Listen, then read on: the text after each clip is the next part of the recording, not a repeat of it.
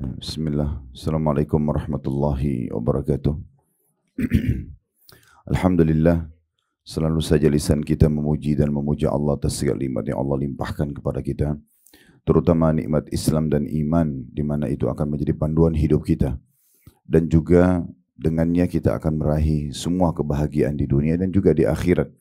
Karena kita jadi tahu dengan Islam dan iman ini, makanan, minuman, pakaian, pergaulan, dan pendapatan yang boleh dan tidak boleh, serta juga akan membawa kepada kehidupan abadi nanti di akhirat sana. Dan salah satu tujuan kita duduk di majelis ilmu seperti ini untuk lebih mendalami masalah Islam dan iman kita.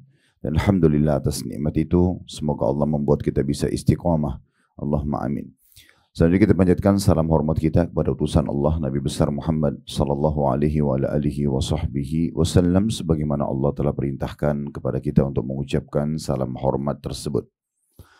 Baik, seperti biasa, bila Allah Subhanahu wa taala mudahkan, kita akan melanjutkan bedah buku kita 62, walaupun saya sudah sempat luruskan ya, judulnya 62, namun dia kurang lebih 66 pintu pembuka surga ya, atau amalan pembuka pintu surga tepatnya. Di covernya 62, tapi kalau kita lihat daftar isi ada 66 yang bisa kita ubah jadi 66 amalan pembuka pintu surga. Artinya kalau kita coba mengamalkan dan memohon kepada Allah Subhanahu wa taala dimudahkan untuk mengamalkan, maka kita akan mudah sekali untuk masuk ke dalam surga. Pada pertemuan yang lalu tentunya kita sudah membahas amalan yang pertama, yaitu mengucapkan 2 kalimat syahadat dan beramal sesuai tuntunan kandungannya. Dan sekarang kita akan masuk ke halaman 10, amalan yang kedua tentunya, yaitu beriman dan konsisten dalam melaksanakan ketaatan serta menjauhi kemaksiatan. Nah, ini akan menjadi bahasan kita dengan izin Allah. Ini ya, atau yang ketiga sekarang? Oh, yang ketiga, baik. Kita sudah membahas seperti yang kedua, kita akan masuk yang ketiga berarti di halaman 13 ya. Mengerjakan kewajiban-kewajiban dalam Islam. Dan ini insya Allah akan dibahas sampai di halaman 15 ya. Baik, seperti biasa kita berikan dulu kronolog atau prolog daripada judul ini, penjelasan mukaddimahnya. Mengerjakan kewajiban-kewajiban dalam Islam. Kita sudah tahu, ibu-ibu sekalian, kalau di dalam Islam ada namanya wajib, ada namanya sunnah. Ya. Kalau dalam bentuk perintah, artinya wajib kalau kita kerjakan mendapatkan pahala, meninggalkan mendapatkan dosa. Dan juga ada yang sunnah, mengerjakan dapat pahala, meninggalkan tidak berdosa. Tentu keduanya sangat dianjurkan. Keduanya sangat dianjurkan. Tetapi yang tidak ada pilihan adalah kewajiban-kewajiban. Dan sudah kita tahu sama-sama tentunya, seperti sholat 5 waktu, seperti zakat harta bagi orang yang mampu, puasa Ramadan, dan juga haji. Ini juga semua, haji pun bagi yang mampu. Dan rukun Islam yang 5 ini masuk dalam kewajiban. Dan dibagi 3 lagi oleh para ulama, rukun Islam yang 5 itu, yang pertama adalah tidak ada pilihan, tepatnya 2 kalimat syahadat dan sholat. Karena sholat ini lebih banyak arah kepada hukuman yang sangat berat bagi orang yang tidak melaksanakannya. Karena orang kalau tidak mampu berdiri, dia harus tetap kerjakan dalam kondisi duduk. Tidak mampu duduk, dia kerjakan dalam kondisi berbaring. Dia tidak mampu berbaring, boleh dalam kondisi apa saja yang dia mampu, walaupun dengan isyarat. Ya, seperti orang lagi stroke misalnya, cuma bisa dengan isyarat matanya, atau orang dalam peperangan, dia nggak bisa lagi berhenti sholat, mungkin karena peperangan berjalan dari pagi sampai malam sehingga dia hanya bisa sholat sesuai dengan kondisi dan keadaannya. Atau orang lagi di atas pesawat, nggak memungkinkan dia sholat berdiri misalnya. Dan kondisi-kondisi seperti ini tetap wajib kita mengerjakannya. Jadi tidak ada alasan untuk tidak mengerjakan. Kemudian ada rukun Islam yang wajib tapi bagi yang mampu saja. Itulah zakat dan juga haji gitu ya. Ini hanya bagi yang mampu, artinya yang tidak mampu gugur dari mereka. Tetapi saya sering bahasakan di pengajian, kata-kata Nabi SAW, bagi yang mampu tidak boleh kita bersembunyi di belakang kata-kata itu sambil mengatakan, oh saya kan belum mampu. Artinya belum masuk dalam kategori muzaki, orang yang wajib mengeluarkan zakat. Bahkan mungkin kondisi saya sekarang mustahik. Mustahik itu maksudnya orang yang berhak menerima zakat. Tapi seorang muslim harusnya dia menyadari bahwasanya antara dia sama orang-orang yang kaya pun itu sama-sama punya fasilitas. Sama-sama punya dua mata, dua telinga, dua tangan, dua kaki. Sama-sama punya waktu 24 jam. Dia punya potensi yang sama.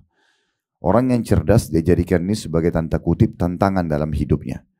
Dia terus memohon kepada Allah Subhanahu wa taala agar Allah memberikan kepada dia kesempatan mengubah kondisinya dari mustahik, orang yang berhak menerima zakat, menjadi muzaki, orang yang mengeluarkan zakat walaupun di akhir hidupnya, supaya dia meninggal dalam kondisi dia menyempurnakan rukun Islamnya. Nah, begitu juga dengan haji. Nggak boleh kita mengatakan ya sudah, ini kan haji wajib ya, tapi bagi yang mampu. Saya belum mampu sekarang, saya masih miskin misalnya. Kalau dia terus berpegang pada itu sampai dia meninggal, maka tidak akan pernah dia bisa menyempurnakan rukun Islamnya, gitu kan. Ya, tapi dia jadikan ini tanda kutip sebagai tantangan dalam hidupnya. Terus dia memohon kepada Allah SWT agar Allah mudahkan dia bisa mengerjakan ibadah haji itu, kan gitu. Walaupun sekali saja seumur hidup, mungkin di akhir hidupnya Allah panggil dia misalnya. Karena sebagian ulama, saya pernah mendengarkan penyampaian-penyampaian mereka ya, di Mekah kebetulan, bagaimana pada saat musim haji mereka membahas, saya betul-betul terharu kata mereka ya. Di antara mereka ada yang membahasakan itu, melihat bagaimana hamba-hamba Allah yang sudah sangat tua, 60, 70, 80 tahun, lalu mereka pergi haji. Seakan-akan Allah memanggil mereka untuk membersihkan dosa-dosanya sebelum mereka meninggal dunia. Karena memang haji membersihkan dosa-dosa gitu ya. Maka di sini kita seharusnya mohon kepada Allah SWT dan niatkan dengan tekad yang kuat dalam hati untuk supaya ya bisa mendapatkan mengerjakan dua rukun Islam ini. Kemudian ada yang terakhir, yang ketiga adalah rukun Islam. Tentu ini pembagian yang ketiga. Tetap rukun Islam ada 5. Pembagian yang ketiga ini adalah bagi yang mampu dikerjakan wajib, tetapi masih bisa diganti hari lain kalau ada orang berhalangan. Kayak contoh, itu masuk dalam puasa Ramadan, atau ini yang dimaksud adalah puasa Ramadan. Karena orang musafir, wanita haid, wanita nifas, orang yang sakit bisa ditunda di hari yang lain. Tapi semua itu adalah kewajiban-kewajiban. Nah, siapa yang fokus dengan kewajiban ini, Bapak Ibu sekalian, Bapak-bapak mungkin yang lagi online ya, siapapun yang fokus kepada kewajiban-kewajiban ini dengan menjalankan maksimal, memenuhi rukun-rukun dan syaratnya ya, waktu dan tempat, kalaupun ditentukan masalah waktu dan tempatnya, maka tentu saja dia sudah cukup untuk mendapatkan tiket ke surga. Nah, memang ini kewajiban yang bisa membawa ke surga, walaupun nanti akan berbeda derajat dia dengan derajat orang yang menggabungkan antara wajib sama sunnah. Misalnya ada orang sepanjang hidupnya 60 tahun hanya sholat wajib saja, dia nggak pernah sholat qobliyah, sholat ba'diyah, sholat duha, sholat tahajud, nggak pernah sholat sunnah. Pokoknya azan dia sholat saja. Tetapi dia memberikan hak sholat itu, tepat waktu, tepat gerakan dan tepat bacaannya, selalu ya dia jaga itu, jaga kehusyuannya dan dia jaga wudhunya. Ya, kalau laki-laki mungkin dia sholat di masjid, ya sudah cukup dia untuk mendapatkan tiket ke surga gitu ya. Tapi kalau ada orang yang mengerjakan sama tadi dia, tapi plus dia tambah dengan sunnah, maka derajatnya lebih tinggi di surga. Tapi dua-duanya akan dapat jaminan masuk surga. Itu yang dimaksud di sini. Amalan ketiga ini mengerjakan kewajiban dalam Islam sudah cukup membuka pintu ke surga, gitu ya. Begitu juga dengan orang yang zakat. Dia hanya hitung setahun sekali. Mungkin sepanjang tahun dia nggak pernah sedekah. Tapi zakatnya selalu dia perhatikan secara khusus dikeluarkan. Sudah cukup masuk surga, sudah cukup masuk surga. Maksudnya ini salah satu penyebab, tentu tidak bisa berdiri sendiri ya. Nggak bisa orang zakat tapi nggak sholat, nggak bisa. Dia harus gabungin rukun Islam ini. Tapi kalau ada orang yang zakat tapi dia nggak sedekah, maka sudah cukup dia mendapatkan pintu ke surga.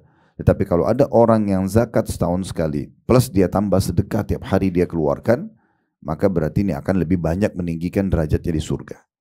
Juga dengan ada orang yang tidak pernah puasa sepanjang tahun sunnah, nggak pernah Senin Kamis, nggak pernah Ayyamul Bid, nggak pernah puasa 6 hari Syawal, nggak puasa 9 hari bulan Zulhijjah, nggak puasa 9, 10 Muharram misalnya.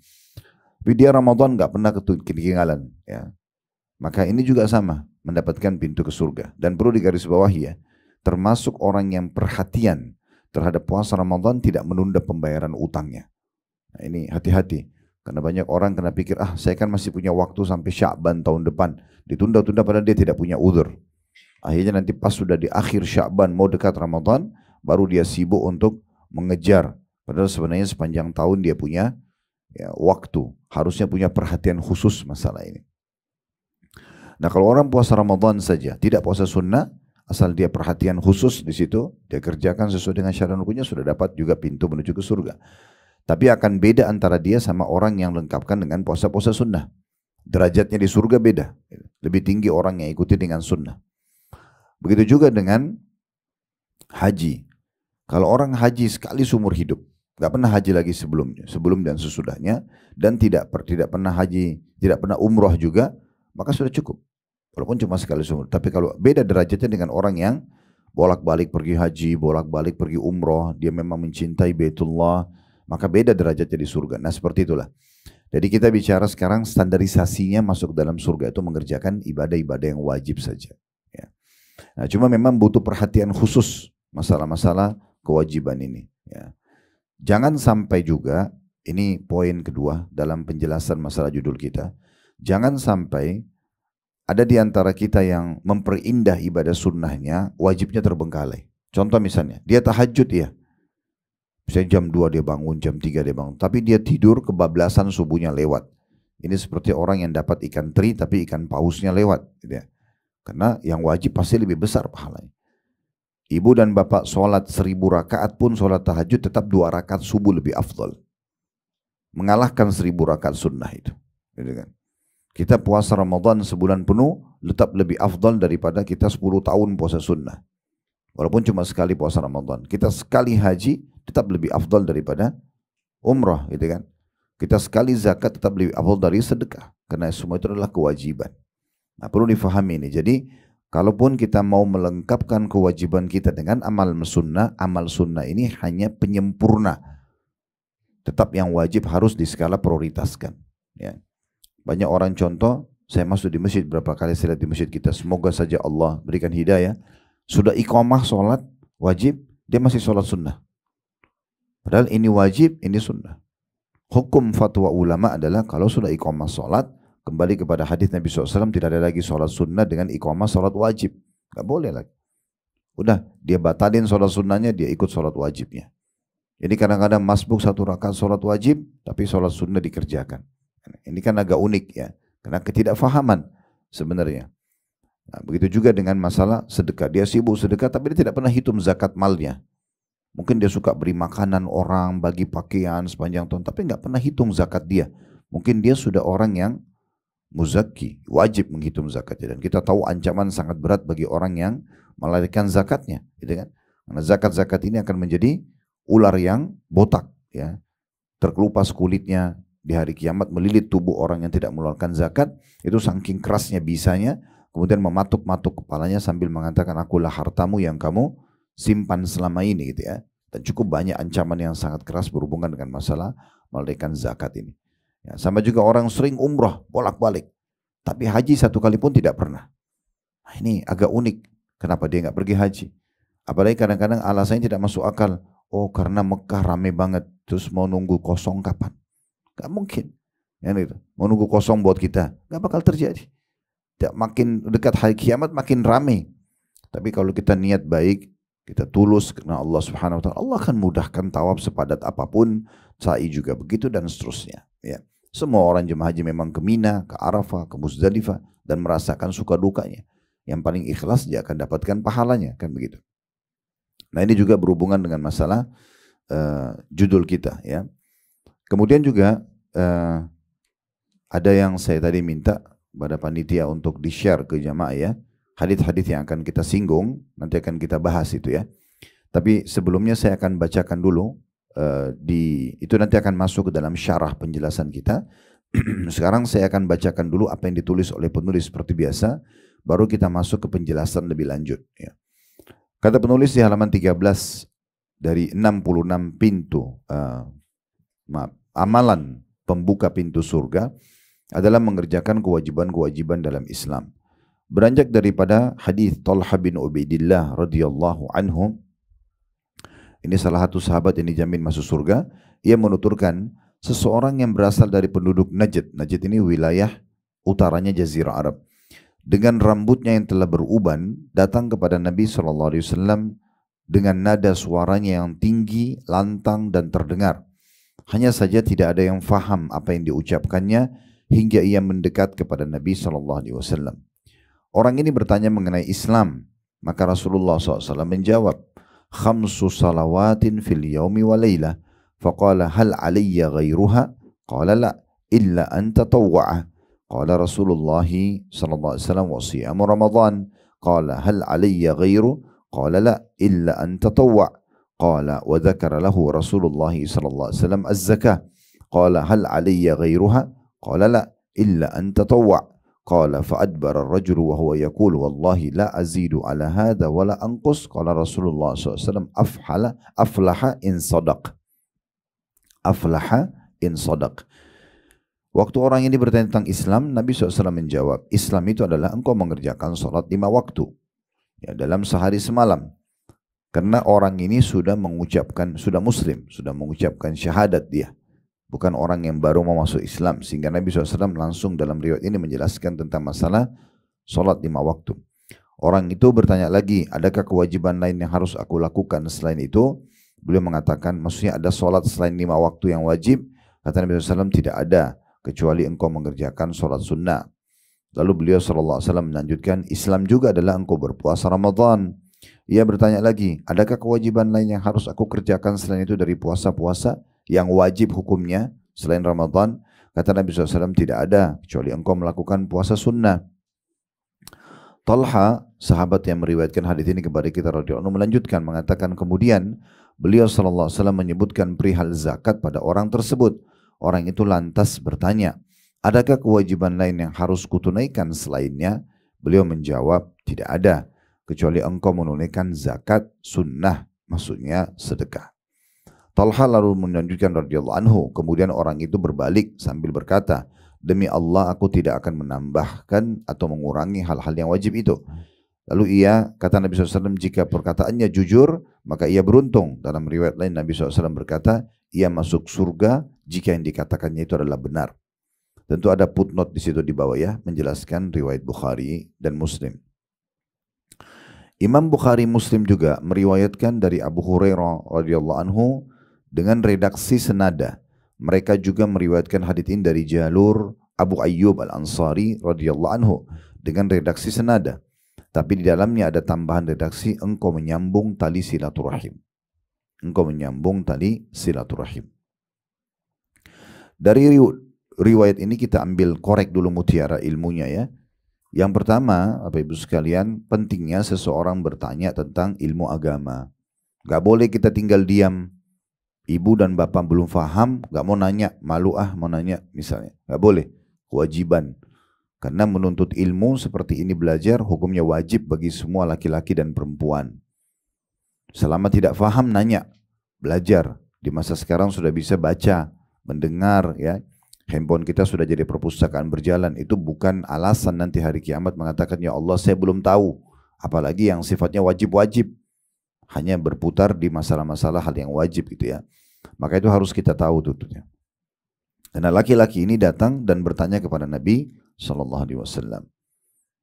Kemudian yang kedua, pentingnya juga atau wajibnya seorang alim menjawab pertanyaan sesuai dengan ilmunya.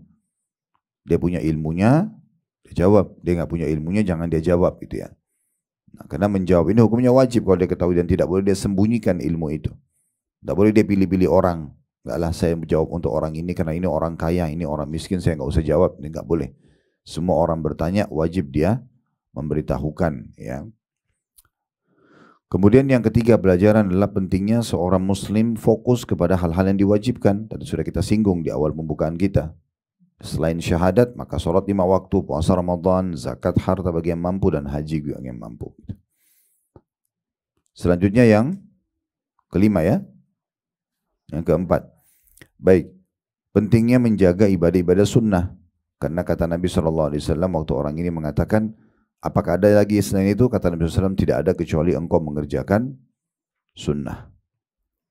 Terakhir yang kelima, adanya jaminan bagi orang yang komitmen menjaga kewajiban-kewajiban dalam Islam, dijamin baginya masuk surga. Dijamin masuk surga. Baik, ada riwayat Bapak Ibu sekalian yang mirip ini, tapi karena penulis mengangkat saja sebuah riwayat ini dari sahabat Talha bin Ubaidillah, dan tadi sempat disinggung di paragraf terakhir dari sahabat Abu Ayyub Al-Ansari. Ada riwayat lain yang mirip seperti ini tapi lengkap, ya, menyebutkan tentang 5 rukun Islam. Yaitu datangnya seseorang yang ke dalam masjid tapi dia belum muslim. Lalu dia mengatakan, siapa di antara kalian yang bernama Muhammad? Maka Nabi SAW mengatakan, saya. Lalu orang itu bertanya, mungkin Bapak Ibu pernah tidak asing mendengar riwayat ini ya, tapi saya ingatkan karena senada dengan kita. Maka dia mengatakan, siapakah yang meninggikan langit? Maka Nabi SAW mengatakan, Allah. Lalu kata Nabi SAW, kata orang itu, siapakah yang menghamparkan bumi? Maksudnya bisa ditinggali, bisa dipijak dengan kaki, bisa dicocok tanami, bisa diambil hasilnya. Siapa yang buat bumi begini? Maka kata Nabi SAW, Allah. Lalu orang itu tanya lagi, siapa yang meninggikan, menancapkan gunung-gunung? Ya, kata Nabi SAW, Allah. Lalu orang ini membuat kaget. Nabi SAW sempat kaget karena dia mengatakan, saya bertanya kepada anda atas nama Allah yang meninggikan langit, menghamparkan bumi, menancapkan gunung-gunung. Apakah Allah benar mengutus anda kepada kami? Tadinya Nabi SAW ini muttaqi dalam hadis. Muttaqi itu kayak meletakkan siku kanan di lantai, di tanah, kemudian kakinya melonjor. Lagi duduk santai ngobrol bersama Nabi, bersama para sahabat. Maka beliau langsung duduk serius sambil mengatakan, ya, tanpa keraguan benar saya adalah utusan Allah. Maka orang ini mengulangi lagi perkataan tadi. Saya ingin bertanya atas nama Allah yang meninggikan langit, menghamparkan bumi, menancapkan gunung-gunung. Apakah Allah yang memerintahkan anda untuk menyampaikan kepada kami, ya, agar mengerjakan sholat 5 waktu dalam sehari semalam? Kata Nabi SAW, iya. Saya tanya lagi atas nama Allah yang meninggikan langit, menghamparkan bumi, menancapkan gunung. Ya, apakah Allah memerintahkan anda untuk menyampaikan pada kami bahwasanya orang kaya di antara kami mengeluarkan hartanya dan diberikan kepada orang miskin di antara kami? Kata Nabi SAW, iya. Saya bertanya lagi atas nama Allah yang meninggikan langit, menghamparkan bumi, dan menancapkan gunung-gunung. Apakah Allah yang memerintahkan anda menyampaikan kepada kami untuk puasa Ramadan setahun sekali? Kata Nabi SAW, iya. Lalu orang itu terakhir mengatakan, saya bertanya lagi atas nama Allah yang meninggikan langit, menghamparkan bumi, dan menancapkan gunung-gunung. Apakah Allah memerintahkan anda menyampaikan kepada kami untuk haji ke Baitullah sekali seumur hidup? Kata Nabi SAW, iya. Lalu orang itu bilang, saya dapat apa kalau saya kerjakan ini? Ini semua ini rukun Islam, kalau saya kerjakan apa? Kata Nabi SAW, kau masuk surga. Maka orang ini syahadat. Setelah syahadat, dia pergi lalu dia mengatakan mirip akhir riwayat ini. Dia mengatakan, saya tidak akan menambah dan menguranginya. Maksudnya saya sekarang sudah masuk Islam ini, saya fokus saja. Sholat 5 waktu, saya puasa Ramadan, saya zakat kalau saya punya harta lebih, dan saya juga haji sekali seumur hidup. Udah. Maka Nabi SAW mengatakan, sungguh, ya, siapa yang mau lihat penghuni surga, maka lihatlah orang ini. Dalam riwayat yang lain mirip ini, beruntunglah dia kalau dia jujur. Berarti riwayat yang tadi baru kita bacakan ini riwayat yang melengkapkan bahasan kita. Supaya jangan orang salah faham, karena dalam riwayat ini kalau kita perhatikan baik-baik, di sini tidak disebutkan, ya, haji, ya, nggak masuk dalam haji. Di sini disebutkan ada sholat, ada puasa Ramadan, dan ada zakat. Tapi haji tidak disebutkan. Bisa saja orang kalau cuma berpegang pada riwayat ini, oh berarti saya biar tidak haji, walaupun saya mampu bisa masuk surga. Padahal sebenarnya riwayat ini tidak berdiri sendiri. Tapi riwayat ini ada riwayat-riwayat yang menyempurnakannya. Nah seperti itu. Jadi tetap rukun Islam semuanya masuk dalam kewajiban kita. Baik, kemudian dalam riwayat tadi Abu Ayyub Al-Ansari, paragraf terakhir yang saya bacakan Bapak Ibu sekalian, dikatakan, dan dalam redaksi itu ada tambahan engkau menyambung tali silaturahim. Bisa dilihat ya, itu di garis bawahi. Nah berarti memang melanjutkan hubungan rahim, punya hubungan kekerabatan adalah kewajiban. Kewajiban. Jadi sama orang tua, kemudian kerabat orang tua, dan siapapun yang pernah kita jelaskan ya, ada orang yang punya hak rahim tapi sekaligus rahim dan mahram. Ini pernah kita jelaskan ya. Ada rahim tapi tidak punya hak mahram. Rahim punya hubungan kekerabatan yang kita wajib melanjut hubungan dengan mereka, dan mahram itu adalah jalur langsung ke atas. Ayah, ibu, kakek, nenek, dan semua saudara-saudara mereka. Kemudian semua jalur ke samping kita, ya, saudara dan saudari. Semua jalur ke bawah kita, anak, cucu, dan ponakan. Ini berarti punya hak rahim dan mahram. Ada ini tiba-tiba langsung spontan, mereka lahir atau kita lahir, punya hak ini. Ada orang yang punya hak rahim dan mahram tapi sebenarnya kena pernikahan, itu adalah mertua, anak mantu. Gitu. Ada juga yang mendapatkan hak rahim dan mahram disebabkan kena susuan.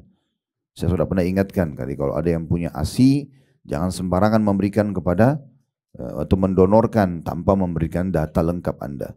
Karena kalau bayi itu sempat minum 5 kali kenyang, berarti dia menjadi mahram ibu, ya, anak laki-laki itu, dan menjadi mahram anak perempuan ibu juga.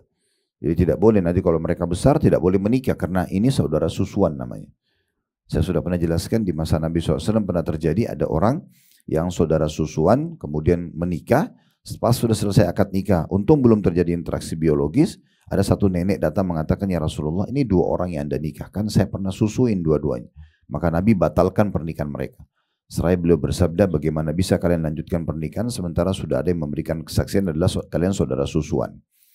Nah, ada juga orang yang punya hak rahim tapi bukan mahram, itu ipar, ya. Ini bukan mahram, sudah pernah kita jelaskan, ya. Jadi ibu nggak boleh buka jilbab di depannya ipar laki-laki, ya. Sebagaimana juga suami ibu nggak boleh, ya, melihat saudari ibu, ya. Jadi ipar dia, ya. Iparnya suami itu nggak boleh melihat tanpa hijab, gitu kan? Atau berdua-duaan. Ini semua masuk dalam bukan mahram, gitu ya. Masuk dalamnya juga pasangan paman dan pasangan tante. Karena kita biasa panggil suami tante kita paman. Lalu kita anggap sama hukumnya dengan saudara ayah kita. Ini nggak benar. Nggak boleh salaman sama mereka. Mereka bukan mahram. Karena kalau cerai sama tante bisa nikah sama ponakannya mantan istrinya. Nah, sebagaimana juga laki-laki tidak boleh menganggap, ya, mahram istri pamannya.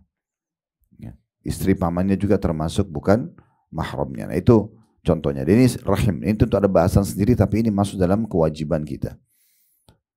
Pernah ditanyakan kepada Nabi SAW, ya Rasulullah, bagaimana ada kerabatku, kata sahabat tersebut, ada kerabatku, aku menyambung sama mereka tapi mereka memutusku, aku berbuat baik tapi mereka jahat padaku. Kata Nabi SAW, kalau benar apa yang kau ucapkan itu, maka kau telah seakan-akan memberikan pada mereka debu api atau bara api, gitu ya, kepada mereka, gitu ya. Jadi sebenarnya yang penting kita jangan memutus. Kalau ada kerabat yang tidak mau nyambung sama kita, itu hak dia. Tapi kita tidak memutusnya. Tetap kita mengucapkan salam atau menjawab salam dan seterusnya. Tentu kalau ada kerabat yang putus kita lalu mengatakan, saya nggak ingin kamu datang ke rumah saya, jangan datang. Ya. Tapi kita tidak niat memutusnya. Biarkan dia saja. Ya. Selanjutnya paragraf terakhir, ya, 2 paragraf terakhir saya baca dulu baru kita masuk ke syarah. Pada redaksi Imam Muslim dari Jabir radhiyallahu anhu, ia bertutur, seseorang mendatangi Nabi SAW lalu bertanya, apa pendapat anda apabila aku sholat fardu, berpuasa Ramadan, menghalalkan yang halal, mengharamkan yang haram, dan aku tidak akan menambahkan dari hal itu satupun, apakah aku masuk surga? Beliau menjawab, iya. Orang itu lantas mengatakan, demi Allah, aku tidak akan menambah dari hal itu satupun. Ini diriwayatkan oleh Imam Muslim. Nah, riwayat ini menguatkan riwayat sebelumnya, artinya ada variasi dari riwayat, ya. Cuma di sini ada tambahan, Bapak Ibu sekalian, menghalalkan yang halal dan mengharamkan yang haram. Maksudnya aku penuhi semua seruan Allah, yang halal aku akui kehalalannya. Apakah aku nikmatin semua atau tidak, yang penting aku akui itu halal. Ya, karena ada juga makanan yang halal tidak bisa kita makan semuanya karena terlalu variasi sekali makanannya misalnya. Kemudian juga yang haram aku akan haramkan, aku akui semua keharamannya walaupun aku tidak terjerumus dalam perbuatan haram tersebut. Itu maknanya. Kemudian riwayat yang terakhir diangkat oleh penulis di halaman 15, ya. Dari Abu Hurairah radhiyallahu anhu, dia menuturkan bahwa Rasulullah SAW bersabda, man amana billahi wa bi rasulih wa aqamas salah wa shama ramadan kana haqqan 'ala Allah an yudkhilahul jannah jahada fi sabilillah aw jalasa fi ardihi allati wulida fiha. Barang siapa yang beriman kepada Allah dan Rasulnya, mengerjakan salat fardu dan berpuasa Ramadan, maka Allah berhak memasukkannya ke dalam surga, baik ia berjihad di jalan Allah maupun duduk berdiam diri di bumi tempat ia lahir atau dalam kurung tidak ikut berjihad. Ada footnote nomor 12 di bawah Sahih Bukhari. Nah, kalau riwayat ini, Bapak Ibu sekalian, ada tambahan beriman kepada Allah dan Rasulnya. Karena nggak ada manfaatnya kalau orang kafir sholat, puasa, zakat, buat mereka di akhirat nggak ada manfaatnya. Ya. Jadi juga tidak diterima karena syaratnya sholat adalah muslim, syaratnya puasa adalah muslim gitu ya. Tetapi kalau ada amalan-amalan yang mereka ikutin, mereka kerjakan dalam Islam dianggap baik seperti sedekah, silaturahim keluarga, menjenguk orang sakit, itu tetap ada nilainya, tapi nilainya akan dihabiskan di dunia selama dia tidak masuk Islam. Artinya, dia akan diberikan kesehatan, dia akan diberikan kebahagiaan, balasan dari kebaikan itu. Tapi tidak akan ada balasan di akhirat. Kalau orang muslim, dia berbuat kebaikan, dibalas di dunia, dibalas di akhirat. Kecuali dalam satu keadaan ya, orang kafir ini sempat syahadat, maka dia masuk Islam bersama semua kebaikannya di masa lalu. Makanya pernah ada satu sahabat mengatakan, ya Rasulullah, sebelum saya masuk Islam, saya pernah silaturahim keluarga, saya pernah membantu orang susah, saya mendagangin budak gitu ya. Apakah sekarang saya telah masuk Islam itu masih ada pahalanya? Kata Nabi SAW, kau masuk Islam bersama amal-amal solehmu dulu. Riwayat lain bahkan dosa-dosamu akan dimaafkan oleh Allah Subhanahu wa ta'ala. Jadi ini syaratnya juga harus beriman. Gitu. Ini tambahan tadi. Kemudian di sini ditambahkan juga adalah masalah jihad. Yang dimaksud sini jihad tentunya, Bapak Ibu sekalian, jihad ada 3 hukum ya. Yang pertama itu, yang dasar sekali ya, yang sifatnya fardu ain, artinya wajib individual. Itu kalau terjadi 3 keadaan, wajib individual, jihad ya. Yang pertama kalau imam menyuruh kita atau pemimpin menyuruh kita. Contoh kasus kita dulu waktu dijajah oleh Belanda, dijajah oleh Jepang, Portugis di beberapa wilayah, pemimpin negara kita memerintahkan kita untuk melawan penjajah. Nah itu wajib, semua wajib berperang, laki-laki, perempuan, dan ini tanpa izin orang tua pun udah nggak ada urusannya karena wajib. Yang kedua, ini masih di hukum jihad yang pertama ya, yang fardu ain, wajib secara individual. Yang pertama kalau pemimpin menyuruh. Kemudian yang kedua, kalau sedang terjadi perang, berkecamuk perang. Jadi misalnya pasukan muslim sama pasukan kafir sudah berhadap-hadapan dan kita ada di situ, nggak boleh kita lari. Harus kita menghadapi musuh, ya. Kita harus menghadapi musuh. Nah ini kalau Bapak Ibu lari dari kancah peperangan itu dosa besar. Kalau sudah berhadapan sama musuh. Kemudian yang ketiga, kalau wilayah akan dijajah atau sedang dijajah. Kayak teman-teman kita di Palestina itu sudah wajib individual. Nggak dilihat lagi laki-laki perempuan semuanya berperang melawan kebatilan. Ini hukum jihad yang pertama fardu ain. Yang kedua fardu kifayah. Fardu kifayah artinya wajib tapi gugur ya bagi muslim kalau sudah ada muslim lain yang mengerjakannya. Contoh misalnya kita di Indonesia ini, di Palestina sekarang lagi ada jihad, pasti jihad depan mata karena orang kafir lagi membunuh orang-orang Islam, merusak masjid segala macam. Ini kezaliman. Kita nggak boleh diam sebenarnya. Tapi fardu ain, kewajiban individual untuk penduduk Palestina, tapi wilayah yang lain selain mereka kayak kita sekarang di Indonesia, Malaysia, ini fardu kifayah. Kita nggak wajib ke sana karena sudah ada orang yang mengerjakannya. Tetapi kita tetap membantu dengan harta, dengan doa gitu ya. Ini namanya fardu kifayah. Dan yang ketiga adalah sunnah muakkadah, sunnah yang sangat ditekankan. Itu kalau misalnya lagi aman-aman saja, tidak ada keributan antara muslim sama kafir, tapi ada wilayah perbatasan yang kemungkinan bisa terjadi cekcok, clash. Lalu kemudian kita punya kesempatan, peluang untuk ke situ. Dengan harapan kalau terjadi kecamuk peperangan, saya ikut. Nah itu hukumnya sunnah saja. Ya, itu hukumnya sunnah. Nah ini seperti itu. Nah, tadi kenapa kita singgung jihad ini? Karena di akhir riwayat nomor 2 tadi itu ada riwayat terakhir, bukan riwayat nomor 2 ya. Riwayat terakhir menggambarkan kepada kita kalau ada singgungan dia berjihad atau tidak berjihad gitu ya. Dia berjihad atau tidak berjihad. Jelasan. Baik, sekarang kita masuk ke syarah, penjelasan lebih jauh. Tadi kalau memang sudah sempat dikirimkan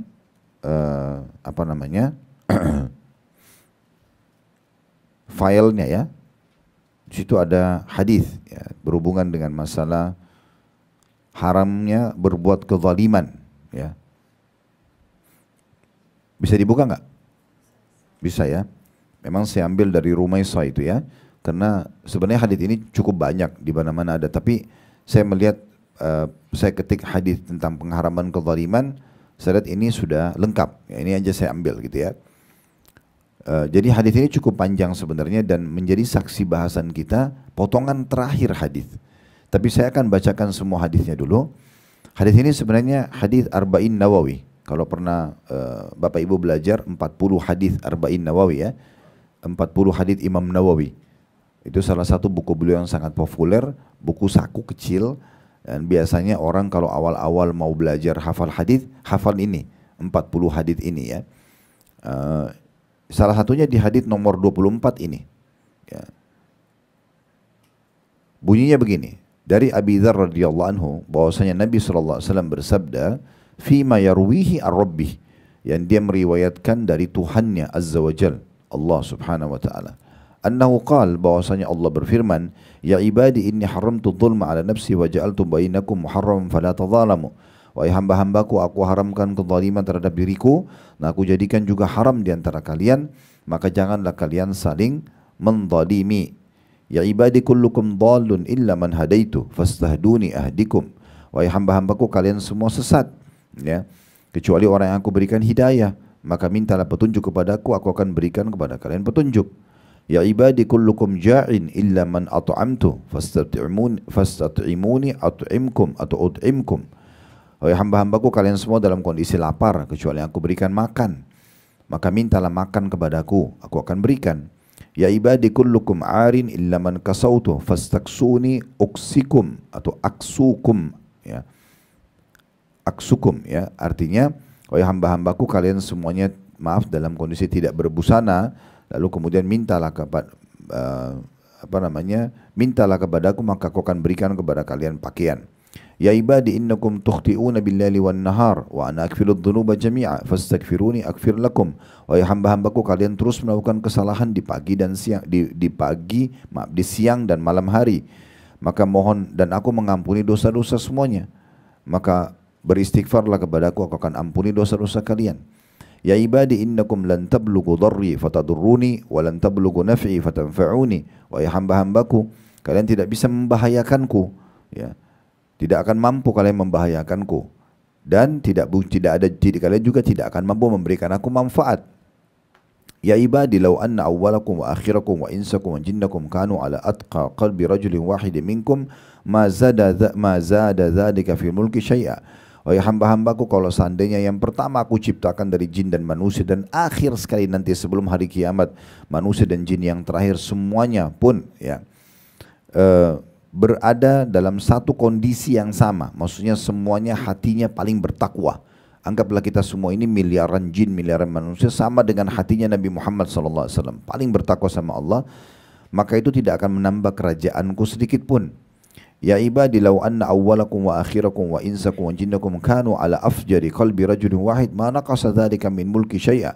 Wahai hamba-hambaku, kalau seandainya yang pertama dari jin dan manusia aku ciptakan, dan juga yang akhir aku ciptakan sebelum hari kiamat, semuanya dalam kondisi hatinya sangat buruk, seperti iblis semuanya misalnya, naudzubillah, maka itu tidak akan juga berpengaruh sedikit pun dari kerajaanku. Ya ibadi law anna awwalakum wa akhirakum wa insakum wa jinnakum qamu fi sa'idin wahidin fasa'aluni fa'ataitu kulla insanin mas'alatah ma naqasa dzalika mimma indi illa kama yanqusul mikhyatu idza udkhila al-bahr.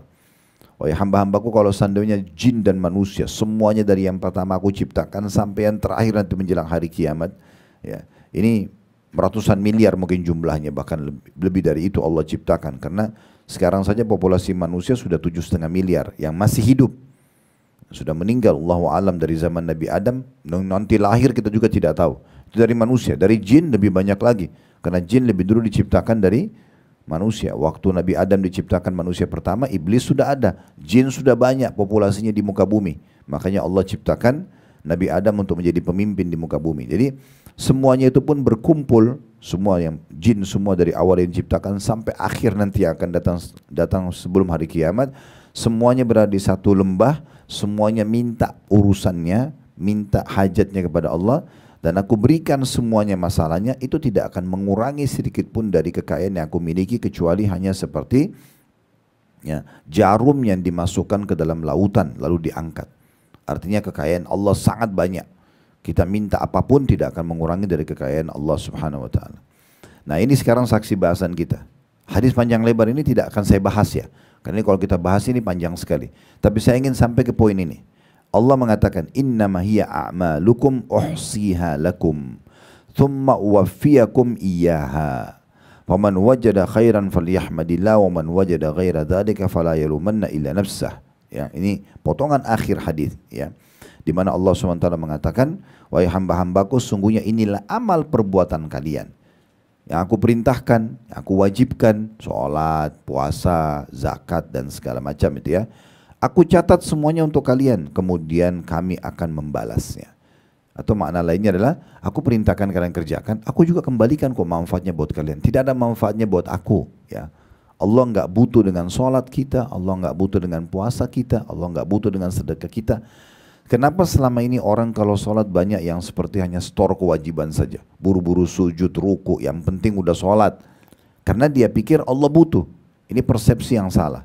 Kenapa selama ini mereka kalau mau sedekah masih pelit, masih perhitungan dengan orang yang akan dikasih. Padahal sebenarnya ya, dia seakan-akan orang itu yang butuh. Sedekah itu ya yang Allah perintahkan, Allah yang butuh. Padahal sebenarnya tidak. Dia yang butuh. Balik persepsi itu. Ya. Semua ibadah yang kita kerjakan, puasa itu untuk kita, zakat itu buat kita, haji itu buat kita, semua buat kita. Akan kembali kepada kita semuanya. Allah tidak butuh. Kalau dari awal kita diciptakan Bapak Ibu sekalian, kita sudah bisa puasa, sudah bisa sholat, dari bayi misalnya, kan itu tidak mungkin. Tapi kalau dari bayi kita sudah bisa kerjakan, sudah bisa faham, kayak kita sekarang dewasa begini faham, maka sampai kita meninggal, anggap umur kita 200 tahun, tidak akan bertambah dan mengurangi kerajaan dan kekuatan Allah Subhanahu wa taala. Tidak ada manfaatnya buat Allah itu. Ya. Allah tidak butuh semua dengan amal kita. Maka ini persepsi harus diubah. Ya. Bahwasanya sholat itu saya butuh, maka kita tahu dari mulai takbiratul ihram sampai salam kita akan menerima pahalanya. Jangan disia-siakan. Sedekah itu kita yang butuh, bukan orang miskin yang butuh, karena melalui mereka dibawa ketimbangan amal. Gitu. Seterusnya begitu, semua amal-amal. Nah, ini yang ingin dititik-beratkan dari hadis ini. Maka Allah mengatakan penutupan hadisnya, barang siapa yang mendapatkan kebaikan, maksudnya dia ada keinginan untuk menuntut ilmu, mau sholat, mau tutup aurat, mau melakukan ibadah-ibadah, hendaklah dia bersyukur kepada Allah. Ya. Dan barang siapa yang mendapatkan selain dari itu, justru lalai dan banyak berbuat maksiat, maka janganlah sekali-kali ia menyalahkan kecuali dirinya sendiri. Kenapa? Karena Allah sudah menyampaikan semuanya kepada kita. Allah sudah menyampaikan semuanya kepada kita. Baik, ini tambahan daripada syarah. Kita akan lebih dalam masuk. Kalau sudah terima foto, ada saya foto beberapa hadis ya, yang saya sedikit ambil cuplikan dari sholat, sedikit cuplikan dari zakat gitu ya. Yang memang tidak sempat saya ambil itu masalah Ramadan ya, tidak sempat saya fotokan karena panjang sekali, banyak bahasannya. Begitu juga dengan haji. Tapi ini sekelumit tambahan ya, supaya kita lebih faham lagi dan lebih termotivasi lagi untuk menjaga kewajiban-kewajiban yang sempat disebut tadi dari hadis yang kita bahas. Di antaranya Bapak Ibu sekalian, kita harus punya kepedulian khusus ya tentang masalah masjid. Masjid ini kan tempat sholat gitu ya. Jadi bukan hanya sekedar kita sholat sendiri. Karena kalau Bapak Ibu sholat sendiri, saya azan kita sholat, ya manfaatnya buat kita sendiri. Tapi Allah memberikan kita peluang untuk mendapatkan ekstra pahala di sholat itu, di sholat yang sama, misalnya tadi zuhur, dengan cara meraih pahala tambahan. Memudahkan orang lain sholat misalnya.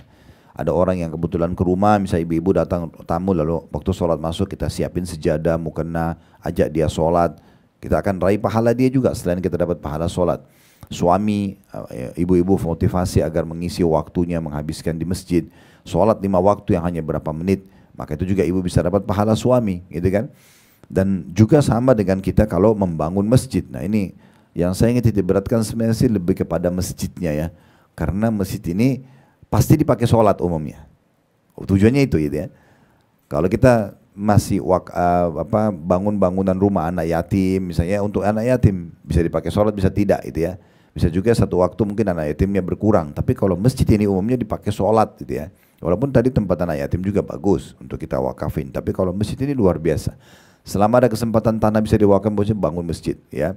Wakafin, kalau tidak mampu bangun tinggal wakafin, tapi ditulis wasiat untuk dibangun masjid. Kita bisa bangun sekalian rumah Allah Subhanahu wa taala. Nah, ini diantaranya kenapa kita mengatakan masjid tadi kenapa pasti dipakai sholat gitu ya. Kata Nabi SAW di hadis nomor 2 di lembaran pertama itu, saya tidak tahu itu urutan yang sesuai yang dikirim atau tidak ya. Tapi ada nggak tertulis hadis nomor 2 di sebelahnya ada dalam kurung 327. Ada, ya. Saya bahkan bacakan itu. Dari hadis sahih ini saya ambil dari Sahih Targhib Tarhib ya, bukunya Al-Mundhiri dan disahihkan oleh Syekh Albani. Dari Abu Hurairah radhiyallahu anhu dari Nabi SAW beliau bersabda, "Man tawattana rajulul masajid lil salati wa dzikri illa tabashbashallahu ta'ala ilaihi kama yatabashbashu ahlul ghaibi bi ghaibihim idza qadima ilaihim ya. Artinya tidaklah seseorang senantiasa mendatangi masjid untuk sholat dan berzikir. Berarti menandakan memang masjid itu umumnya dipakai untuk itu, untuk sholat dan zikir. Melainkan pasti Allah akan berbinar-binar karenanya, gembira gitu ya. Seperti keluarga dari seseorang yang pergi lama, berbinar-binar manakala orang tersebut hadir kembali di tengah-tengah mereka. Maksudnya, masjid ini bukan hanya sekedar tempat sholat, tapi memang pendekatan diri kepada Allah Subhanahu wa taala. Bayangkan kalau kita terlibat dalam membantu. Semua masjid yang kita lewatin ada kotak amalnya, sumbang berapapun. Sudah sumbang tadi pagi, pulang sore ada, sumbang lagi, tidak masalah. Terlalu punya andil di situ. Karena kita tidak tahu, subhanallah, sumbangan kita yang mana yang maksimal pahalanya, gitu kan? Tapi di sini berarti menandakan yang pertama pelajaran dari hadis, masjid itu memang untuk sholat dan berzikir. Itu pertama dari hadis. Yang kedua pelajarannya, siapapun yang datang ke masjid, sering dalam masjid kemudian dia tidak datang, apakah dia sakit, apakah dia berhalangan, ya, kemudian dia kembali lagi ke masjid tersebut, maka Allah sangat gembira menyambutnya. Sebagaimana dikasih gambaran orang yang pernah berpisah dengan seseorang yang dia cintai, ya, kemudian lama nggak ketemu, lalu kemudian ketemu. Bagaimana senangnya kita menyambut orang tersebut. Nah, seperti itulah digambarkan Allah Subhanahu wa taala gembiranya menyambut hambanya yang kembali ke masjid. Bayangkan kalau kita yang menyiapkan fasilitas masjidnya.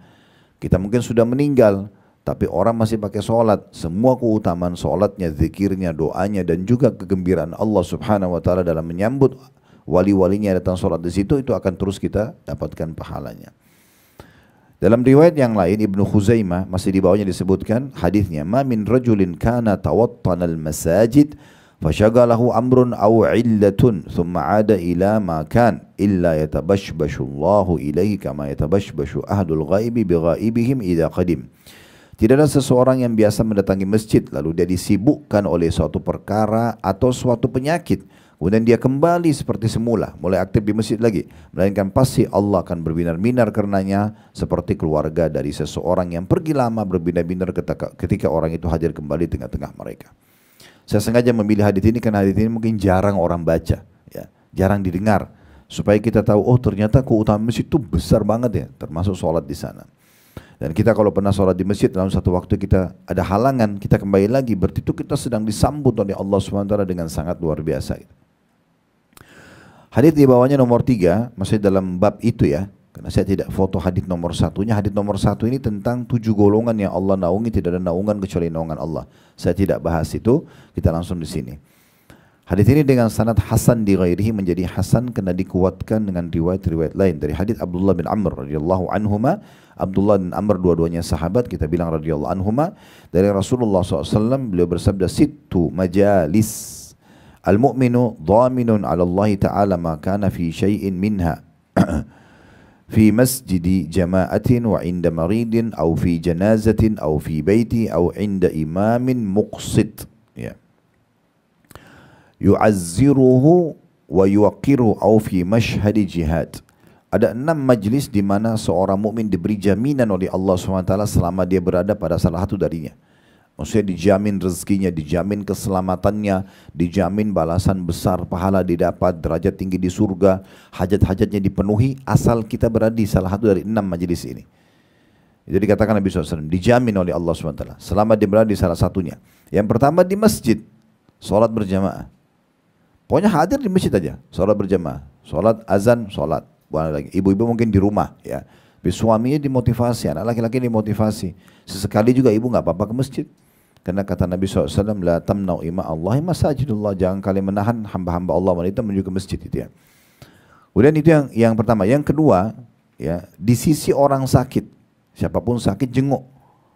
Setiap kita menjenguk orang sakit, berarti kita mendapat jaminan dari Allah Subhanahu Wa Taala.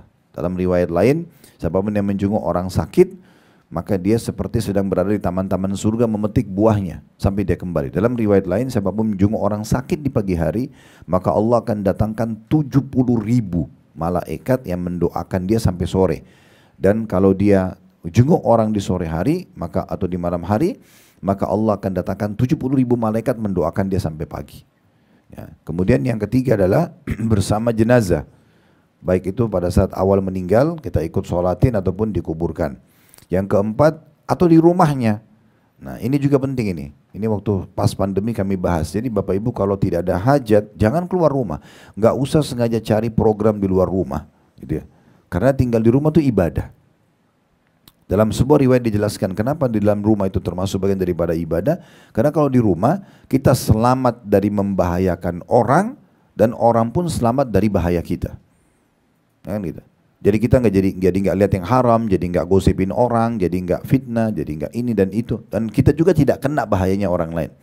Artinya keluar rumah kalau ada keperluan, mau belanja benar iya, silaturahim keluarga oke, majelis ilmu iya, tapi jangan saya lagi kosong di rumah keluar aja deh, buang-buang waktu dari pagi sampai malam di mall, habis waktunya. Ini untuk apa? Ya, malah jadi banyak dosanya. Musik sana sini, orang tidak tutup aurat, itu kemungkaran harus kita nasihatin. Kalau tidak dia akan tuntut kita hari kiamat. Belum sholat kita terbengkalai, desak-desakan, macam-macam. Ya. Belum kalau kamar mandi, WC penuh, ada pakaian kena najis, macam-macam lah. Yang sebenarnya tidak diperlukan gitu ya. Apalagi kalau keluar untuk maksiat, ini lebih jauh lagi. Ya. Hanya untuk gosipin orang, hanya untuk main judi, khamr dan segala macam. Nah itu. Makanya dalam rumah itu masuk. Jadi kalau Bapak Ibu lagi di rumah tuh dapat jaminan dari Allah Subhanahu Wa Taala. Duduk di rumah sambil minum teh, berzikir, baca Quran, enak banget tuh. Untuk apa cari masalah, gitu kan? Jadi kalau tidak perlu jangan keluar. Memang sudah begitu. Ini bagian penting. Selanjutnya ada di sisi pemimpin yang adil. Ini yang kelima. Ya, untuk apa di sisi pemimpin yang adil? Kita membantunya dan memuliakannya. Pemimpin ini harus kita doakan kebaikan. Kalaupun kita ada di sekitarnya, kita nasihatin, ya. Seperti itulah kebaikan ya. Nah, kalau kita tidak bisa ada hadir di sekitarnya, kita sekarang seperti sedang di bawah naungan Presiden Pak Prabowo misalnya sama wakil beliau sama semua jajaran kementerian. Harusnya kita doakan kebaikan, kita doakan supaya dapat taufik, dipanjangkan umurnya. Ini sering saya ingatkan Bapak Ibu sekalian ya. Jadi kalau kemarin ada yang hadir di sini di Ramadan di Mekah, kalaupun tidak hadir, misalnya pas ngikutin, ada yang ngikutin mungkin lagi live ya, mungkin kita menjelang sahur biasanya di sini ya, itu imam haram di khutbah Jumat, di witir, sholat witir, di kunut sholat witir, tidak pernah lewat mengucapkan nama raja mereka, disebut nama rajanya, lagi ngimamin sholat, jutaan orang mengaminkan.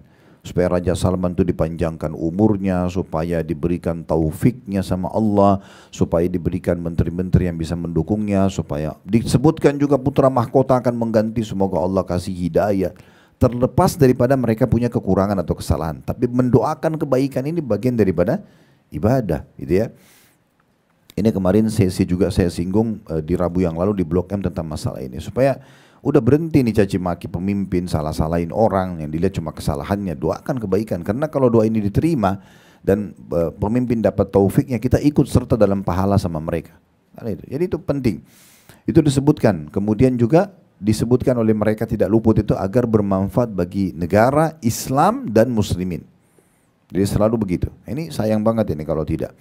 Maka memuliakan mereka, membantu mereka para pemimpin, termasuk dengan doa, dan apa yang kita bisa berikan andil, kita jaga kemerdekaan, persatuan dan kesatuan kita, kita jaga negara kita. Perjengkalnya negara ini tanggung jawab kita semuanya, harus kita jaga. Nggak boleh sengaja kita rusak, kita jual, kita salah gunakan. Dijual sini maksudnya disalahgunakan ya, bukan berarti dijual tanahnya, itu hak dia. Itu peraturan pemerintah dibolehkan, tapi dia menjual negaranya sama orang lain, ini nggak boleh semuanya. Gitu. Yang terakhir, yang keenam adalah bila di medan jihad, lagi berperang, itu juga mendapatkan jaminan dari Allah Subhanahu wa taala. Ini hadis-hadis agung ya, yang mungkin jarang orang dengar ya. Hadis keempatnya dari hadis Abu Hurairah radhiyallahu anhu, dari Nabi SAW beliau bersabda, "Inna lil masajidi autada, al malaikatu julasa'uhum, in ghabu yaftaqidunahum, wa in maridu aduhum, wa in kanu fi hajatin a'anuhum." Thumma qala, "Jalisul masjidi ala thalathi khisal, akhin mustafad, au kalimatin hikmah, au rahmatin muntadharah." Kata Nabi SAW, sungguhnya masjid-masjid itu memiliki pasak-pasak ya.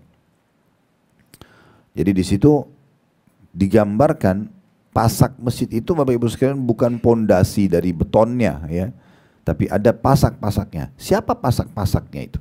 Ya, teman-teman duduk mereka adalah para malaikat. Jika mereka tidak, ini maksudnya orang yang sering ke masjid. Jadi orang yang datang ke masjid, memakmurkan masjid itu sebenarnya dianggap pasak-pasaknya masjid. Karena masjid biar indah juga kalau tidak ada yang datang sholat, ya kan? Nggak dianggap hidup masjid tersebut. Walaupun masjid itu dari kayu, dari bambu, tapi selalu rame. Nah ini berarti hidup masjid itu, pasak-pasaknya. Dan para malaikat adalah teman duduk mereka, walaupun malaikat tidak nampak. Ya. Jika mereka tidak hadir, karena mereka pernah sholat lalu mereka tidak hadir, maka para malaikat akan sangat kehilangan mereka. Ini orang yang suka sholat ya. Jika mereka sakit, para malaikat menjenguk mereka. Walaupun kita tidak lihat, tapi jenguknya malaikat artinya malaikat akan mendoakan dia diberikan kesembuhan oleh Allah Subhanahu wa taala. Dan jika mereka berada dalam satu keperluan, maka malaikat membantu mereka.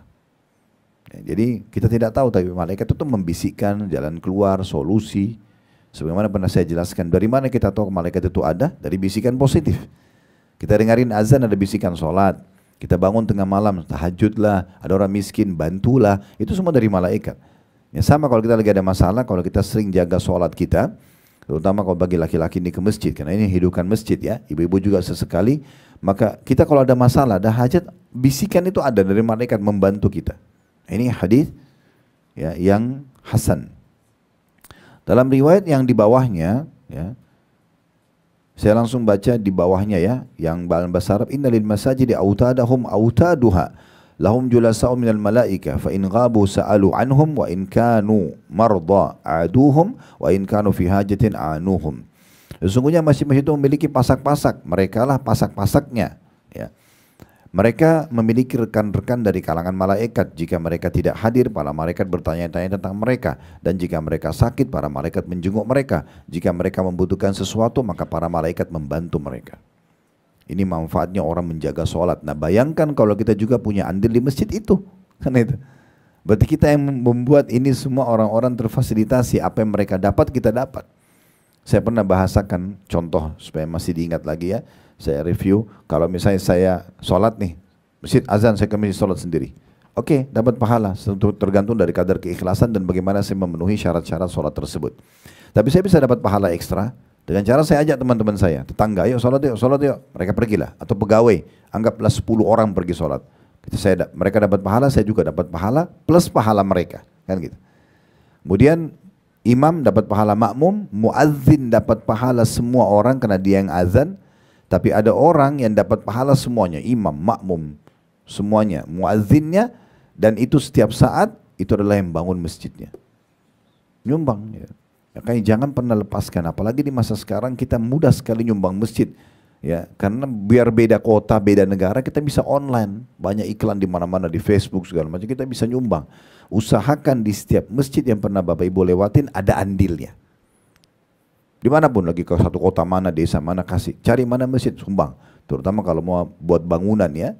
Karena kata Nabi SAW, siapa yang membangun di muka bumi, masjid rumah Allah seperti sarang burung saja. Sedikit dia nyumbang, tapi digabung sama semua harta yang lain orang-orang muslimin punya, maka dia akan dibangunkan baginya istana di surga. Kemudian hadis yang terakhir yang kita bahas masalah masjid ini adalah hadis nomor 5 situ. Sanadnya hasan di ghairihi, menjadi hasan karena dikuatkan yang riwayat lain, dan ini dari Abu Darda radhiyallahu anhu, dia berkata, aku mendengar Rasulullah SAW bersabda, al-masjidu baitu kulla taqi, ya. Masjid itu adalah, maaf, kulli taqi, saya ulangi, al-masjidu baitu kulli taqi, tepatnya ya. Masjid adalah rumah setiap orang yang bertakwa. Artinya memang orang yang mengisi masjid itu sebenarnya orang-orang yang bertakwa kepada Allah Subhanahu wa taala, ya. Kemudian setelahnya, lembaran setelahnya, lihat ada angka 7. Di sebelahnya dalam kurung 356. Lihat ya. Nah, itu kalau ini menyebutkan tentang keutamaan sholat 5 waktu secara umum. Karena kan tadi disinggung juga masalah sholat. Ini saya bacakan beberapa hadis saja ya pilihannya. Dari hadis nomor 7 dengan sanad sahih dari Jabir radhiyallahu anhu, beliau mengatakan bahwasanya Rasulullah SAW bersabda, "Mathalus salawatil khamsi kamathali nahrin jarin ghamrin ala babi ahadikum yaktasilu minhu kulla yawmin khamsa marrat." Perumpamaan salat 5 waktu itu adalah seperti sungai yang mengalir dengan deras di depan pintu rumah salah seorang dari kalian. Dia mandi darinya 5 kali dalam sehari. Diriwayatkan oleh Imam Muslim. Jadi ini maksudnya kita kalau sholat subuh, lalu ada dosa, ya, duhur bisa membersihkannya. Kemudian ada dosa lagi, asar bisa membersihkannya. Begitu terus, sholat 5 waktu itu kayak membersihkan dosa. Tapi tentu dosa-dosa ini dibagi lagi ya. Ada dosa yang berhubungan dengan hak Allah SWT, dosa yang berhubungan dengan hak makhluk. Kalau hak Allah, dilihat lagi, dosa ini butuh taubat nasuha enggak? Dosa besar enggak? Kalau dosa besar tidak cukup dengan sholat ini. Tapi dia harus taubat nasuha. Seperti orang berzina, orang berbohong, manipulasi data, riba, ini enggak bisa. Dia harus taubat. Imam Nawawi dengan 3 syarat.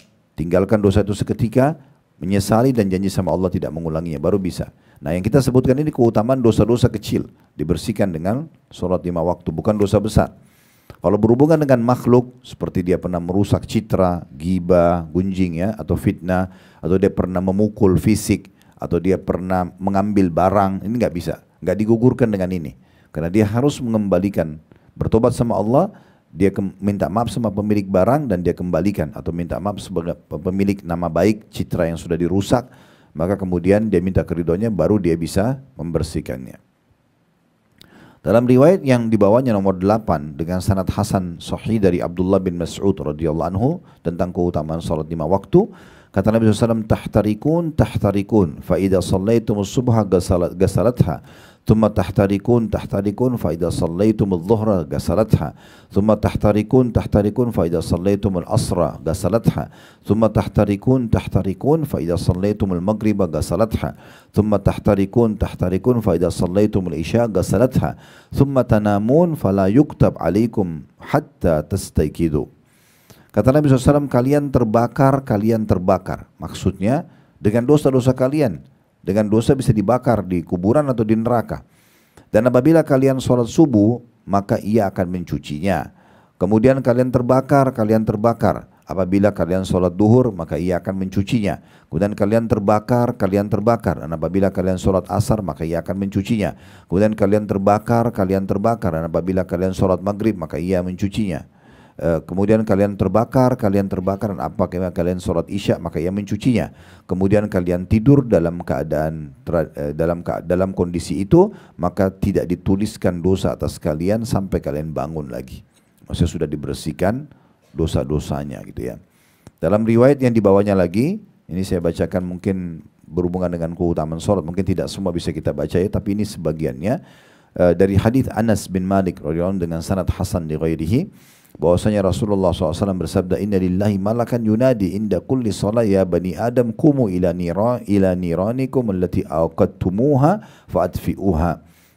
Sungguhnya Allah mempunyai malaikat-malaikat yang berseru ketika atau pada setiap waktu solat, wahai anak Adam, bangkitlah kalian kepada api yang telah kalian nyalakan, maka padamkanlah. Ya, ini tentunya hadis-hadis yang setelahnya Bapak Ibu tentunya nanti bisa baca ya, terutama ibu-ibu yang dapat di sini. Izinkan saya menyampaikan hadis terakhir ini berhubungan dengan masalah sholat ya. Bisa dilihat di lembaran, saya tidak tahu sudah dikirim belum yang ini, ada tertulis nomor 22 dengan sanad sahih urutan di sebelahnya dalam kurung 371 Lihat nggak? Ada ya? Oke. Nah ini hadis mulia tentang masalah kedudukan orang yang menjaga sholat dan perbedaan antara seseorang kalau misalnya dia diberikan umur lebih 1 hari saja dari orang yang sebelum dia misalnya sama-sama tahun lahirnya, sama tanggal lahirnya, tapi yang satu lebih harinya dan dia bisa sempat sholat beberapa waktu saja, itu sudah punya kelebihan yang luar biasa. Dinukil dengan sanad sahih dari Sa'ad bin Abi Waqqas radhiyallahu anhu, dia berkata, "Kana rajulani akhawan, fahalaka ahaduhuma qabla sahibihi bi arba'ina laila, fadzukirat fadilatul awwal minhuma inda Rasulillah sallallahu alaihi wasallam, faqala Rasulullah sallallahu alaihi wasallam, alam yakunil akharu muslima?"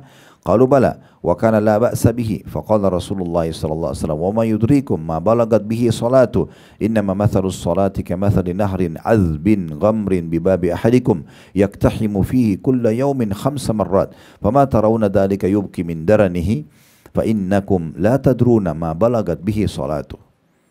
Kata Sa'ad bin Abi Waqqas radhiyallahu anhu, dahulu ada 2 orang bersaudara.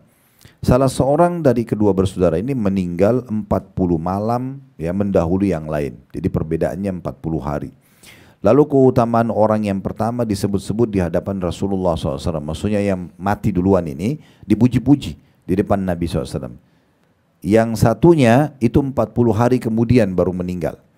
Nah, yang pertama ini disebut-sebut keutamaan di hadapan Nabi SAW. Maka Nabi SAW mengatakan, bukankah yang kedua, yang 40 hari setelah itu baru meninggal, adalah muslim juga? Para sahabat mengatakan benar, dia orang yang tidak memiliki aib. Sebenarnya makna terjemahnya la ba'sa bihi, maksudnya orangnya oke ibadahnya. Ya, tidak juga dikatakan soleh banget, tapi orangnya oke. Lalu Rasulullah SAW mengatakan, apakah yang memberitahukan kalian dalam kurung dan Allah lah yang maha mengetahui sejauh mana sholatnya? Maksudnya, tidakkah orang yang sempat hidup 40 hari ini melebihi tadi saudaranya itu sempat sholat? Karena perumpamaan sholat itu adalah seperti sungai sejuk lagi deras di pintu salah seorang dari kalian, di mana dia mandi padanya setiap hari 5 kali. Menurut kalian apakah sholatnya itu masih menyisakan sedikit pun dari kotoran dosanya? Tanda tanya. Sesungguhnya kalian tidak mengetahui sejauh mana sholatnya. Maksudnya ini orang sempat sholat 40 hari loh. Susah kalau kalian mau bandingkan dengan yang meninggal 40 hari yang lalu. Pasti ini lebih banyak. Nah seperti itu. Makanya selisih 1 sholat aja sudah luar biasa. Apalagi kalau 1 hari 5 waktu sholat. Apalagi kalau 1 bulan dan seterusnya. Apalagi kalau orang itu misalnya bolak-balik selalu pergi Mekah sholat di haram. Tidak bisa kita samakan dengan orang yang punya kemampuan tapi tidak mau misalnya. Nah ini kejar keutamaan. Susah untuk kita samakan. Dalam riwayat yang lain di sini dikatakan di bawahnya, kana rajulani akhwani fi ahdi Rasulillah sallallahu alaihi wasallam wa kana ahaduhuma afdal min al-akhar fatufiya alladhi huwa afdaluhuma thumma ummira al-akharu ba'dahu 40 laila thumma tufi fadhukira dhalika li Rasulillah sallallahu alaihi wasallam faqala alam yakun yusalli qalu bala ya Rasulullah qala wa kana la ba'sa bihi qalu bala ya Rasulullah tandasru wa kana la ba'sa bihi qala Rasulullah sallallahu alaihi wasallam wa madza yudrikum ma balagat bihi salatu. Dahulu ada 2 orang yang bersaudara pada pada zaman Rasulullah SAW. Salah seorang dari keduanya lebih utama dari yang lain, maksudnya lebih soleh ya. Yang lebih utama ini wafat duluan mendahului yang satunya. Yang lain dipanjangkan umurnya setelah itu kurang lebih 40 malam lalu dia wafat. Hal itu disebutkan di hadapan Rasulullah SAW. Lalu Nabi menyebutkan jenazah yang kedua yang dianggap solehnya tidak seperti level soleh orang yang meninggal lebih dulu, tapi umurnya sebayah nih. Maka Nabi SAW mengatakan, bukankah orang yang baru meninggal ini sholat juga? Kata mereka, benar ya Rasulullah, dan dia tidak ada aibnya. Maksudnya oke, orang ini juga oke ibadahnya. Kata Nabi SAW, apakah yang memberitahukan kepada kalian? Dan Allah lebih tahu sejauh mana sholatnya. Maksudnya dari mana kalian tahu kalau sholatnya orang ini tidak mengalahkan sholat orang yang sebelumnya, sementara dia masih hidup 40 hari sesudah itu. Nah ini yang terakhir mungkin ya di hadis riwayat di bawahnya, mirip-mirip dengan ini tapi ini kisah yang berbeda. Di nomor 23 yang saya baca, dilihat ya, sebelahnya ada dalam kurung 372 dari hadis Abu Hurairah radhiyallahu anhu, kana rajulani min dalam kurung baliyin, dalam kurung juga hayyin min quda'ah aslama ma'an Nabi SAW wa stushhida ahduma wa ukhira al-akharu sana.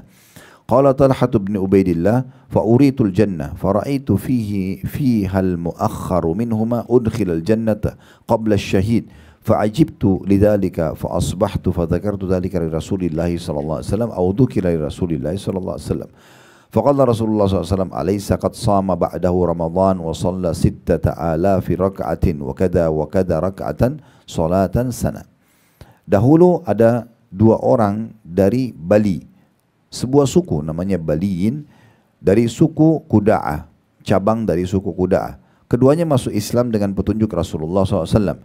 Salah satunya mati syahid, terbunuh mati syahid. Ini mati syahid kita tahu keutamanya besar sekali. Sementara yang lain tertunda 1 tahun kemudian tapi tidak mati syahid. Jadi yang satu mati syahid, yang satu tidak mati syahid tapi setahun kemudian meninggal biasa. Talhah bin Ubaidillah mengatakan, aku lalu bermimpi melihat surga. Aku melihat orang yang tertunda meninggalnya 1 tahun itu tidak mati syahid. Dari kedua orang tadi masuk surga sebelum yang mati syahid. Mati syahid terlambat, yang ini mati yang setahun kemudian tidak mati syahid itu lebih dulu masuk surga. Maka aku heran, kata Talhah bin Ubaidillah, karena itu. Di pagi hari aku menceritakannya kepada Rasulullah SAW. Atau hal itu diceritakan kepada Rasulullah SAW. Lalu beliau bersabda SAW, bukankah orang yang mati biasa tidak mati syahid ini telah berpuasa Ramadan sesudahnya? Jadi orang yang mati syahid itu tahun lalu, yang hidup sampai 1 tahun ini sempat puasa Ramadan sekali enggak? Kan dia dapat Ramadan sekali. Dan dia sempat sholat 6.000 rakaat dan sebegini dan sebegitu. Dalam rakaat sholatnya dalam setahun. Maksudnya kalau kita hitung 365 hari dikali 5 waktu sholat yang wajib saja, itu jumlahnya banyak. Bisa ribuan sholat, gitu kan. Belum lagi kalau sholat sunnah. Maka itu sudah cukup sebenarnya. Makna hadisnya mendahului pahala orang-orang yang mati syahid tahun sebelumnya. Dan ini kalau kita mau bahas Bapak Ibu sekalian banyak sekali, ya, banyak sekali hadis-hadis yang berbicara tentang masalah keutamaan sholat. Ini belum kita bicara puasa Ramadan, belum kita bicara zakatnya, belum kita bicara hajinya, semua punya keutamaan tersendiri. Tapi intinya kalau kita fokus kepada hal-hal yang wajib dan kita kemas dengan baik, maka itu sudah cukup membawa kita masuk ke dalam surga. Allahu a'lam.